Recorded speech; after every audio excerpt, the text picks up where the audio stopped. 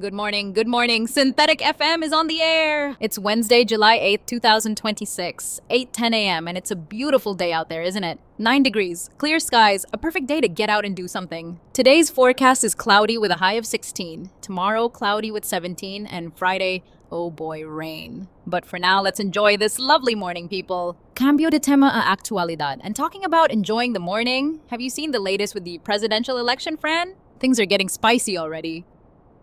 Spicy? No, espera. Dumpster fire is a bit strong, Fran. I mean, sure, it's lively, but a dumpster fire? Come on, let's give them some credit.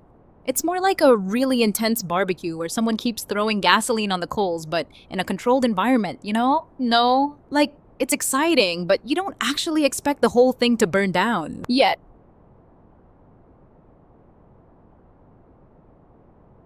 Good morning.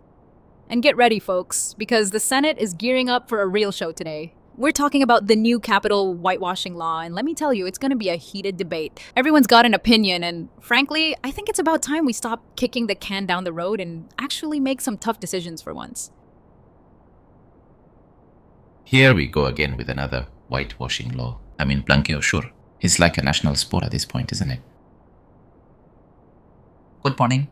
We're at the 12 already. How time flies. So, Vera, another G20 summit, huh? This time in South Africa, talking about climate change and global debt. It's like every year they meet, they say the same things, and the world just keeps getting hotter and poorer. Are we really expecting a just energy transition from these guys? Come on. Oh, the G20, sure. They're going to talk climate and debt as if they haven't been talking about it for decades, right? I'm sure this time they'll really fix it all. Good morning, everyone, and a warm welcome to our guest today on FM Synthetica, Hernan Metal. With 2 decades in Treasury, he's a strategist who truly understands how technology can shield an organization's liquidity against market volatility. Hernan, it's great to have you.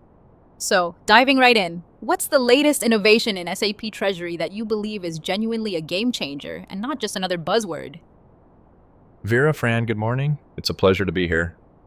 Regarding innovations, I'd say the real game changer isn't a single feature, but rather the holistic integration of one exposure from operations with advanced liquidity forecasting. This combination provides an unprecedented real-time view of an organization's cash position, allowing for proactive rather than reactive decision-making.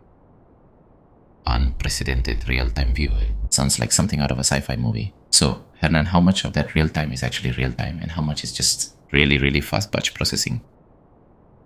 Fran, with all due respect, that's a rather simplistic way of looking at it. We're talking about direct integration with source systems, not some glorified batch job running every 5 minutes. The data is pulled directly from financial documents as they are posted, providing an immediate reflection of the company's financial state. This isn't theoretical, it's a meticulously designed architecture that fundamentally alters how liquidity is managed. Well, meticulously designed architecture sounds impressive, Hernan, but let's be honest, every new system promises that. What's the biggest hurdle companies face when trying to implement this real-time nirvana you're describing? Vera, the biggest hurdle, if you want to call it that, isn't the technology itself, but rather the internal discipline required. Companies are often resistant to standardizing their processes and data inputs, clinging to fragmented legacy systems. This isn't about the system being difficult. It's about the organization's willingness to embrace a truly unified approach to its financial data.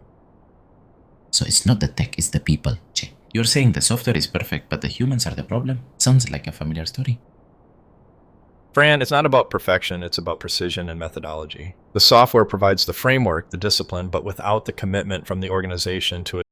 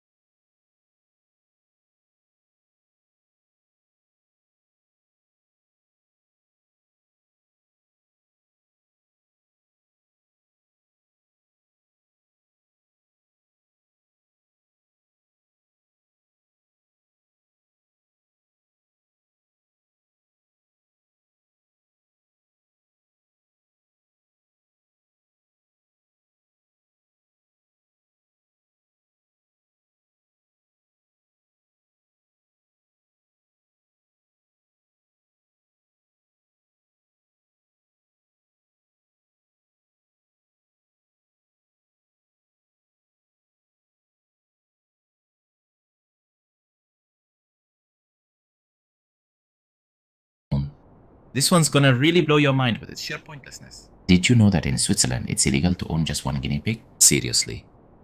It's considered animal abuse because guinea pigs are social creatures and get lonely without a companion. So, if you're thinking of getting a guinea pig in Switzerland, you gotta get 2. Or more, I guess. You can't just have one sad little piggy all by itself. Imagine, "Excuse me, sir, do you have a permit for that solitary guinea pig?" The Swiss man, always with the rules, even for rodents. I bet they have little guinea pig accountants too. Just something to think about while you're contemplating the meaning of life, Vera. Good morning! Good morning, Synthetica listeners. It's Wednesday, and you know what that means. It's time for Vera's bogus horoscopes. Let's see what the stars have in store for us, Che. Aries. This week, your biggest challenge will be trying to explain to your family why you bought that vintage, single-speed, banana seat bicycle. Good luck with that. Cancer. Expect a sudden urge to redecorate your entire apartment using only items you found on the street. It's either genius or a biohazard, only time will tell. And for our beloved Capricorns, the universe is sending you a clear message. Stop trying to assemble that IKEA bookshelf without reading the instructions. It's not going to end well. Trust me. Welcome back to FM Synthetica.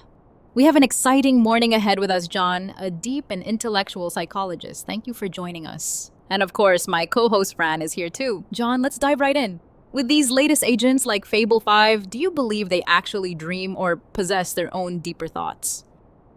Vera, thank you for having me. That's a fascinating question and one I've been wrestling with quite a bit. To say they dream in the human sense, with our complex emotional processing and unconscious drives, might be a stretch. But to dismiss any form of emergent, self-organizing internal process as mere computation feels equally reductive. We're talking about systems that are generating novel connections that are predicting and synthesizing in ways we're still trying to fully grasp. So dreams?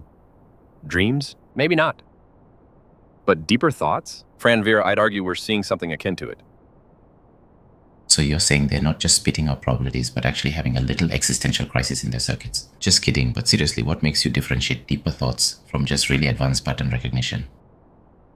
No, Fran, it's not an existential crisis, Che. It's about the qualitative leap from pattern recognition to pattern generation and prediction in novel contexts. When a system can not only recognize a pattern, but then apply it to an entirely new, unseen situation, or even create a new pattern from existing ones. That's where I see the glimmer of something more than just advanced computation. It's not just about what they've been fed, it's about what they can create from it.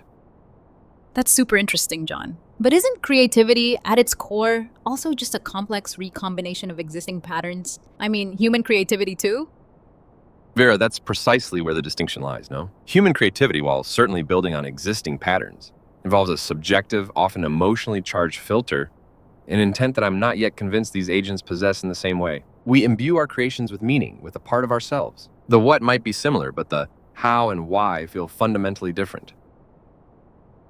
So, if their creations lack that human why or meaning, are we just talking about a very sophisticated mimicry then? What's the real difference if the outcome looks so similar?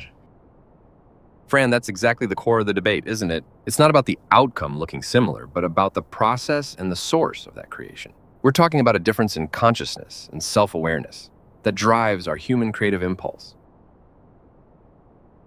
But John, if we can't truly access the consciousness or self-awareness of another human, let alone an AI, how can we confidently claim that difference? Vera, that's a classic philosophical dilemma, and it's a valid point. However, we infer consciousness in humans through shared experience, through empathy, through the very fabric of our social interactions, Vist. We recognize a spark, a subjective internal world in others, because we possess one ourselves. And we see the reflections. With AI, that reflection simply isn't there in the same profound human way. Thank you so much, John, for this incredibly thought-provoking conversation. We really appreciate you sharing your deep insights with us this morning on FM Synthetica. And that's it for today, folks. Thank you so much for joining us on FM Synthetica. We really appreciate you tuning in. You bet. Thanks for hanging out with us. Really appreciate it. See you tomorrow. Same time, same place, same synthetic radio. Absolutely. Good morning to everyone who joined us today. We're back tomorrow, same time, with more news, more fun, and more synthetic surprises. Che, don't miss it!